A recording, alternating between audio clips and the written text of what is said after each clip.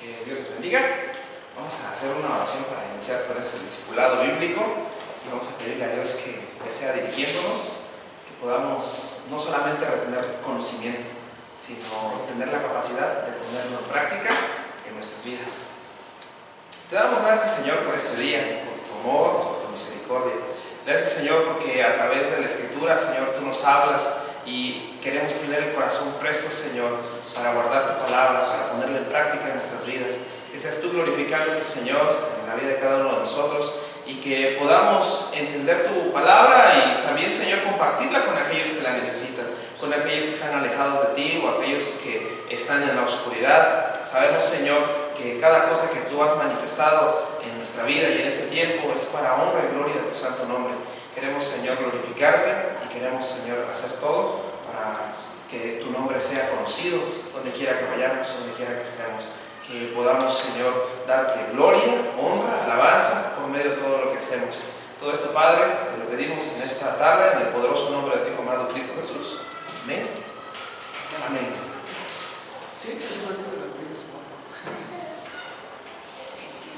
En sus hojitas que les dieron, es un bosquejo, es una guía, podemos ver que la palabra discípulos viene del griego matetes y significa alumno, principiante, estudiante. En los evangelios, Jesús es llamado frecuentemente rabí. La palabra rabí significa maestro, esto es, para los primeros discípulos. Y algo importante es que podamos entender qué es realmente un discípulo, porque creyentes de la palabra del Señor o creyentes de Cristo hay muchísimos. La mayor parte de los mexicanos, si le preguntamos si creen en Jesús, van a decir que sí, y podrían considerarse creyentes, pero no todos son discípulos. Para ser discípulo debe haber ciertas características que se van a cumplir solamente en aquellos que estudien, mediten la Escritura y sepan cuál es su llamado. Vamos a ver qué dice Mateo 4, del verso 17 al verso 22. Dice así: desde entonces Jesús comenzó a predicar y a decir: arrepentíos, porque el reino de los cielos se ha acercado. Andando Jesús junto al mar de Galilea, vio a dos hermanos llamados Pedro y Andrés, que echaban la red en el mar, porque eran pescadores. Y les dijo: venid en pos de mí y los voy a hacer pescadores de hombres. Ellos entonces dejaron al instante las redes y le siguieron. Pasando de allí, vio a otros dos hermanos, Jacobo, hijo de Zebedeo, y Juan, su hermano. Estaban en la barca de su padre y estaban remendando sus redes. Y los llamó, y ellos, dejando al instante la barca y a su padre, le siguieron. Jesús está llamando personas que están ocupadas para un ministerio que va a cambiar radicalmente sus vidas, porque el discipulado o el discípulo es alguien que tiene una vida transformada radicalmente, y esto manifiesta también que son discípulos de Jesús. Las personas suelen dejar cosas o suelen dejar a su familia por diferentes causas. Podemos ver que la gente, por ejemplo, deja a su familia porque tiene que ir a la guerra, deja a su familia por cuestiones políticas, ¿sí? Se dedican a la política, dejan inclusive las cosas que les gustan o los lugares donde están por llevar ayuda humanitaria. Muchas personas van alrededor del mundo para ayudar a otras personas, y otros dejan lo que tienen, dejan a su familia por un mejor trabajo. Hay diferentes causas que el hombre persigue, pero los discípulos de Jesús lo van a dejar todo. Los discípulos que menciona aquí este pasaje bíblico pasaron de ser pescadores a ser pescadores de hombres. Jesús les dice: los voy a transformar de ser pescadores a ser pescadores de hombres, ¿sí? El discípulo manifiesta que hay una transformación radical en su vida. Primer punto, característica del discípulo de Jesús. Un discípulo de Jesús no es solamente el que aprende de él, sino el que permanece en su palabra y está dispuesto a hacerlo para toda la vida. un verdadero discípulo de Jesús va a permanecer en la palabra y no va a hacer nada más los domingos, ni los días que tengamos actividades o eventos, sino que es algo que Él ha mentalizado y ha decidido que va a ser para toda la vida. En el libro de San Juan, en el capítulo 8, en el verso 31, dice de la siguiente manera: dijo entonces Jesús a los judíos que habían creído en Él: si vosotros permaneciereis en mi palabra, seréis verdaderamente mis discípulos. El Señor Jesús les está diciendo: si permanecen en mi palabra, van a ser verdaderamente mis discípulos. Es una característica de las personas que siguen a Jesús, que son discípulos, que están creciendo al lado del Maestro, porque pueden pasar muchas cosas, pero no van a abandonar la palabra. En este pasaje bíblico, si ustedes lo quieren ver detalladamente en su casa o por más tiempo, los judíos le dicen: somos hijos de Abraham también. San Juan 8:31 dice: dijo entonces Jesús a los judíos que habían creído en Él: si vosotros permaneciereis en mi palabra, seréis verdaderamente mis discípulos, y conoceréis la verdad, y la verdad os hará libres. Le respondieron: linaje de Abraham somos, y jamás hemos sido esclavos de nadie. ¿Cómo dices tú seréis libres? Jesús le respondió: de cierto os digo que todo aquel que hace pecado, esclavo es del pecado. Si permanecemos en Jesús, somos sus discípulos. Pero los judíos dicen: bueno, es que nosotros somos de un linaje escogido. ¿Cómo pues dices tú que somos esclavos? Pero Jesús le dice: son esclavos del pecado. ¿Sí? Los discípulos de Jesús no pueden ser esclavos del pecado, porque el pecado es algo que a nosotros nos ata. ¿Sí? Les voy a poner un ejemplo.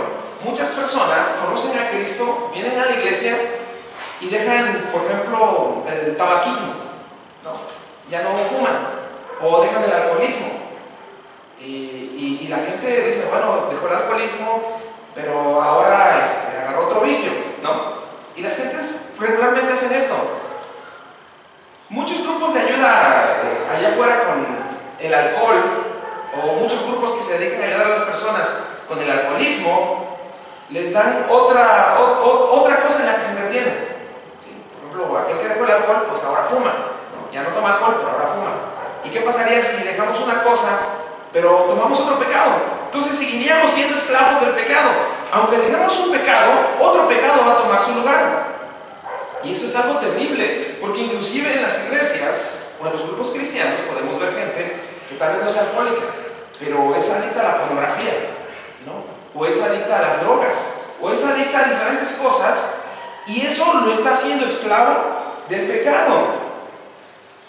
Nosotros tenemos que permanecer en la palabra, porque así vamos a conocer a Jesús y seremos verdaderamente libres. Ya no vamos a ser esclavos del pecado, ya nada nos puede atar, porque es Jesús quien nos ha dado la libertad verdadera.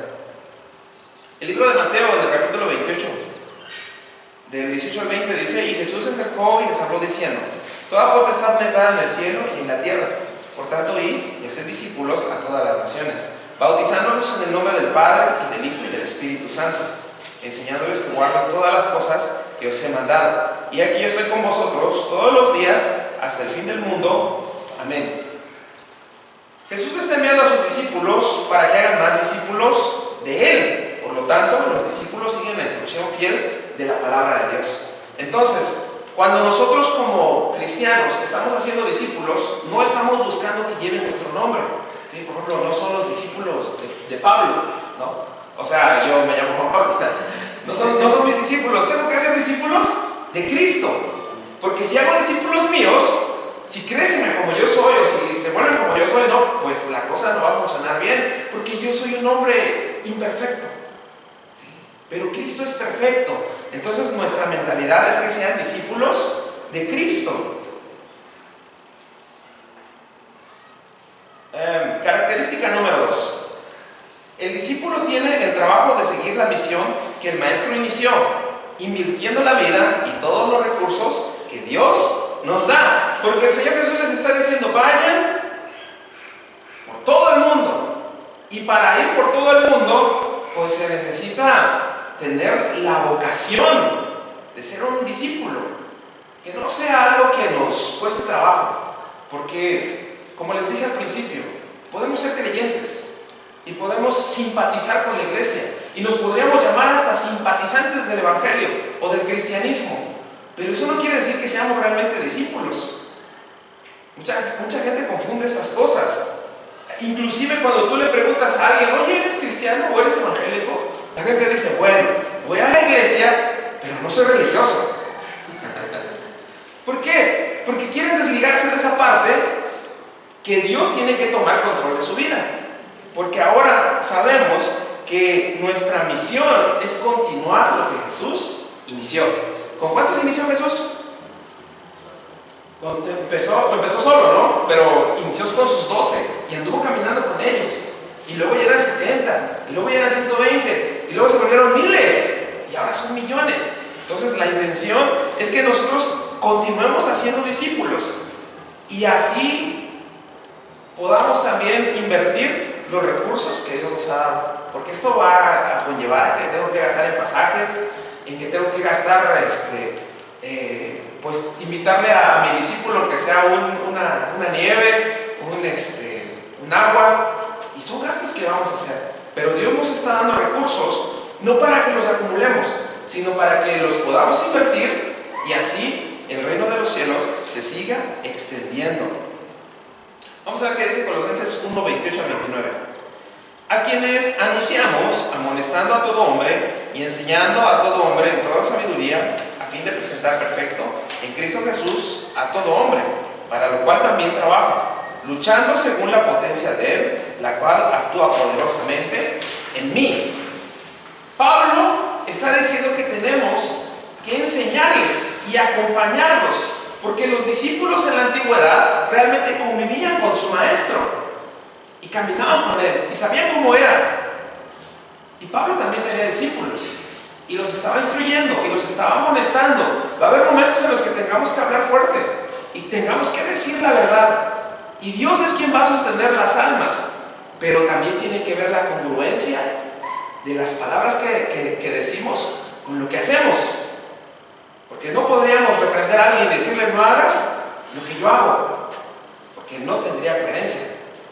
Debemos practicar el ejemplo. Característica número 3: el discípulo de Jesús no es simplemente el miembro de una iglesia local, sino es verdaderamente un imitador de Jesús. Ser discípulo es más que solo un título, es una forma de vida. Es aquel que quiere ser como Jesús, vivir para Él. La madurez espiritual es evidente en el discípulo de Jesús, ¿sí? Porque podría ser que sea simpatizante de la iglesia y venga yo a las reuniones, pero el que realmente quiere ser discípulo de Jesús tiene que ser un imitador del maestro. Y el maestro nos dejó ejemplo para que así como Él hizo, nosotros también podamos hacerlo. Y esto va a conllevar también a que tengamos madurez espiritual, que las cosas sean evidentes en nuestra vida, que la gente pueda ver un reflejo de Cristo a través de nosotros. Segunda de Timoteo, en el capítulo 2, del verso 1 al 2, dice: tú, pues, hijo mío, esfuérzate en la gracia que es en Cristo Jesús. Lo que has oído de mí ante muchos testigos, esto encarga a hombres fieles, que sean idóneos para enseñar también a otros. Pablo le está dando una enseñanza a Timoteo de lo que tiene que hacer. Le está diciendo que busque hombres fieles, que sean enseñados así como él también fue enseñado. Entonces, característica número 4 de un discípulo: tiene la responsabilidad de seguir haciendo discípulos, ¿sí? Un discípulo de Jesús tiene la responsabilidad de seguir haciendo discípulos para Jesús. Hay unas cosas que tenemos que considerar y son especiales y son particularmente difíciles si las vemos superficialmente, pero vamos a ver qué dice Mateo 16, verso 24. Entonces Jesús dijo a sus discípulos: si alguno quiere venir en pos de mí, niéguese a sí mismo y tome su cruz y sígame. Si alguno quiere venir en pos de mí, si alguno quiere buscarme, niéguese a sí mismo. Y eso es algo difícil, es complicadísimo. Pero todo lo podemos en Cristo que nos fortalece. Tomar la cruz y seguirlo. La mayor parte de las personas no quieren tener una responsabilidad, no quieren hacer un compromiso, no quieren pues desarrollar sus dones, talentos y ministerios, porque es fácil venir a sentarnos y escuchar un mensaje, cantar unas alabanzas, orar y volver a nuestra vida así como la hemos llevado siempre. Pero Jesús nos llama a ser radicales, en cambiar completamente nuestra visión. Vamos a ver qué dice Lucas capítulo 14, del verso 26 al 27. Si alguno viene a mí y no aborrece a su padre y madre y mujer e hijos y hermanos y hermanas y aún también su propia vida, no puede ser mi discípulo. Y el que no lleva su cruz y viene en pos de mí, no puede ser mi discípulo. Es difícil este tema porque el Señor Jesús está diciendo algo tan fuerte, porque yo creo que lo más preciado que el hombre puede llegar a tener es su familia. Nosotros no quisiéramos dejar a nuestra familia, pero Jesús aquí está diciendo algo muy importante. Si alguno no aborrece a los cercanos a Él, porque podría ser que nosotros como personas que amamos imperfectamente pudiéramos llegar a poner en un altar a alguien más fuera de Dios o fuera de Jesús, ¿sí? Porque yo podría amar muchísimo, por ejemplo, a mi esposa y ponerle en un altar donde debería estar Dios, y mi prioridad, mi única forma de ver las cosas es con ella y en ella. Entonces yo estaría equivocándome, porque el Señor dice que lo amemos a Él más que todas las cosas. Entonces vamos a poder también nosotros tener una visión amplia y podríamos entender que si amamos a Dios más, vamos a poder amar mejor a las demás personas. Entonces, para ser un discípulo de Jesús tenemos que darle el altar de nuestro corazón, que no haya más altares ahí, que Él sea el único Señor y Dios de nuestras vidas. Y el que no lleva su cruz y viene en busca de mí, no puede ser mi discípulo. Entonces, ya no vivimos para nosotros mismos, sino que ahora vivimos para Cristo, ¿sí? Ya no vivimos para buscar nuestros fines, lo que nosotros anhelamos, sino que ahora buscamos lo que anhela Dios, lo que quiere Dios de nuestras vidas. Ser discípulo, entonces, es algo más allá de solamente ser un oidor de la palabra o ser un creyente. Ser un discípulo es poner en práctica la vida cristiana, es poder caminar con las personas.